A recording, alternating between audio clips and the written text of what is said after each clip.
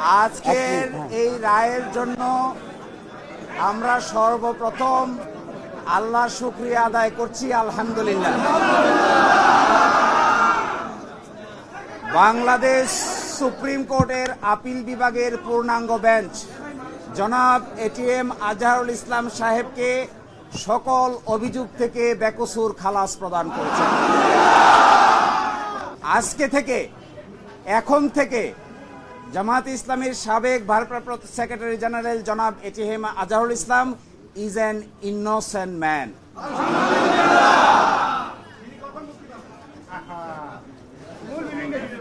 এই রায়ের মাধ্যমে আমরা মনে করি সত্য জয়ী হয়েছে, মিথ্যা পরাজিত হয়েছে।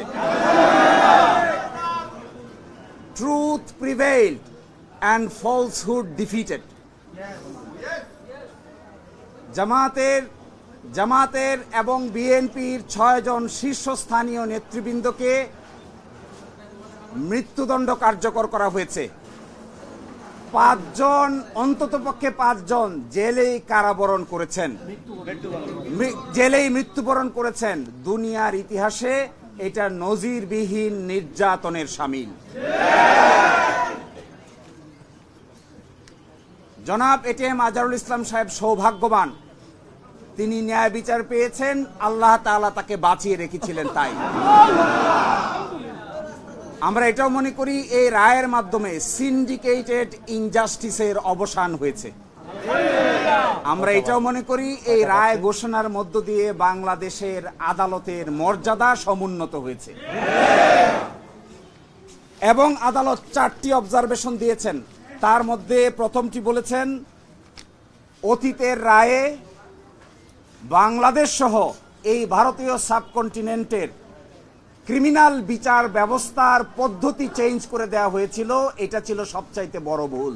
ওয়ালটন আবারও মিলিয়নিয়ার অফারে ওয়ালটন ফ্রিজ কিনে আপনিও হয়ে যেতে পারেন মিলিয়নিয়ার।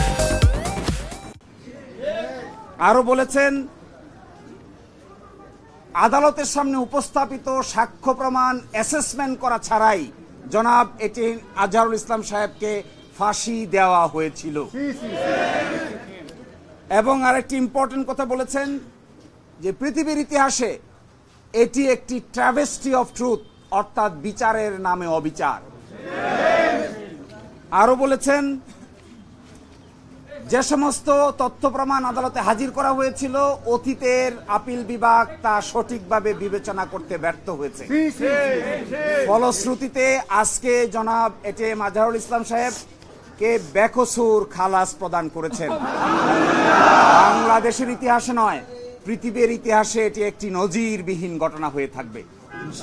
এরই মাধ্যমে আমরা মনে করি ন্যায় বিচার প্রতিষ্ঠিত হয়েছে, সত্য বিজয়ী হয়েছে, মিথ্যা পরাভূত হয়েছে। আমরা একটা শর্ট অর্ডার চেয়েছি, অ্যাডভান্স অর্ডার চেয়েছি। এই অ্যাডভান্স অর্ডারটার আদালত মঞ্জুর করেছেন। আদালত বলেছেন আমরা চেষ্টা করব আজকেই যেন, এবং আজকে এবং কালকের মধ্যে যেন এই শর্ট অর্ডারটা প্রসেস হয়ে জনাব এটিএম আজহারুল ইসলাম সাহেব মুক্তি পেতে পারেন। এই জন্য সকল আইনি ব্যবস্থা আমরা গ্রহণ করব। এই রায়ের মাধ্যমে যে অভিযোগগুলো আনা হয়েছিল, সাক্ষীরা আদালতে এসে বলেছেন কেউ 3 কিলোমিটার দূর থেকে দেখেছেন, কেউ 6 কিলোমিটার দূর থেকে দেখেছেন। একজন সাক্ষীকে জিজ্ঞেস করা হয়েছিল যে আপনার সন্তানের নাম কি, সে তার ছেলের নাম বলতে পারে না, মেয়ের নাম বলতে পারে না, ওয়াইফের নাম বলতে পারে না, কিন্তু সে ঠিকই এটিএম আজহারুল ইসলামের নাম বলতে পারে। এই রায়ের মাধ্যমে এই আগের রায়ের যে সমস্ত ফাইন্ডিং ছিল, এই মিথ্যা সাক্ষ্যের উপর ভিত্তি করে যে সমস্ত সাজা দেওয়া হয়েছিল সবই আজকে অসত্য প্রমাণিত হলো এবং তাকে বেকসুর খালাস প্রদান করা হলো। আজকে এই সুযোগে এই কথা বলে দিতে চাই, আমরা মনে করি এই রায়, পূর্ণাঙ্গ রায় বের হয়ে যাওয়ার পর অতীতের রায় সম্পর্কে এই রায়ে অনেক অবজারভেশন থাকবে। আমরা মনে করি সরকারের উচিত হবে এই পূর্ণাঙ্গ রায় প্রকাশ হওয়ার পরে একটা রিভিউ বোর্ড গঠন করে অতীতের রায়গুলোকে পুনর্বিবেচনা করা, যেন মৃত্যু পরবর্তীতে হলেও যাদের সাথে অন্যায় করা হয়েছে, অবিচার করা হয়েছে, তাদের পরিবার, তাদের দল এবং এই দেশের মানুষ ন্যায় বিচার পেতে পারে।